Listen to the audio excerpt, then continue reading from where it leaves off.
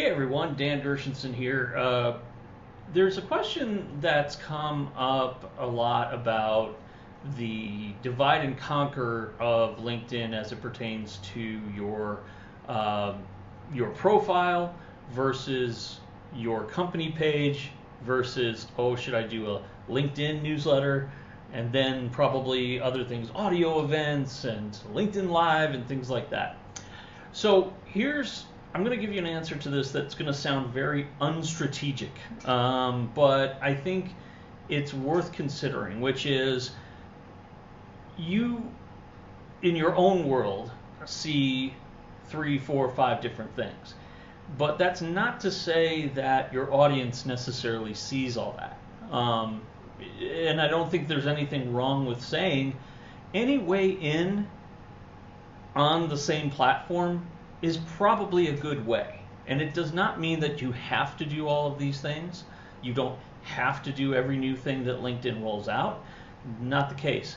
However, if you think that you may be able to make some content a little bit different from channel to channel, if that works, then there's really no harm in my mind of trying some different things that you believe are worth exploring. So in other words, do I think it's a big deal if you were to do a LinkedIn newsletter, give it an honest go, not a one-time shot, but actually, every month you try to put out a little something, and give it at least 6 months, let's say?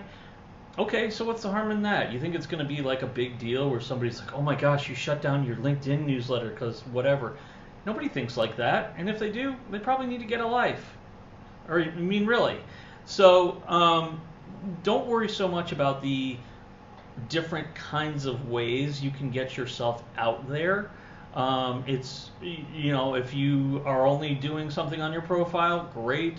If you're doing a profile and company page, fine. Then maybe there's a way that you can treat these things as different, so that you have something that's a little more personal on the profile, maybe something that feels a little more overarching for your industry and trends and whatnot for your company, for example. So the content's a little different.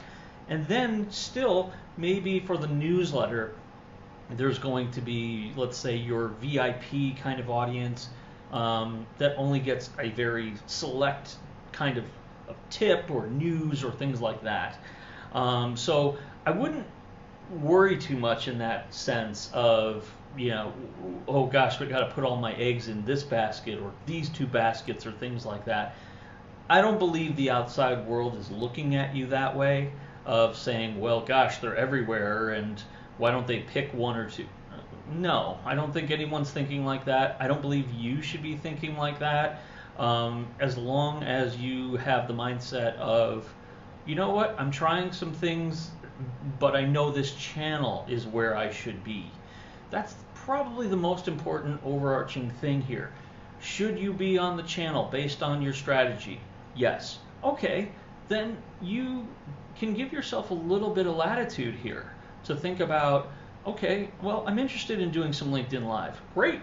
I think maybe a newsletter is interesting to explore.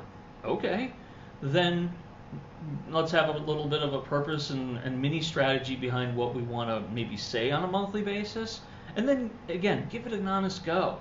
Don't just sit here and give me this, oh, well, we tried it once or twice and we really didn't think we didn't get clients off, or some ridiculous, expectation off of it.